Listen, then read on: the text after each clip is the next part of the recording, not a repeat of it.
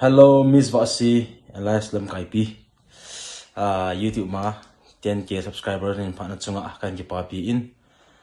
Mabana jong hung machal jing in lang. Sele na subscriber jong hung khang jing in tin sele na views hung khang jing in tin YouTube them tema sumle pa na hin mu. Te ding kin ni mu ve ti chu ke jong tu ni khwa he. Ki pa na thu thot ka hin ne ti chu kan say nom pian he gitu pak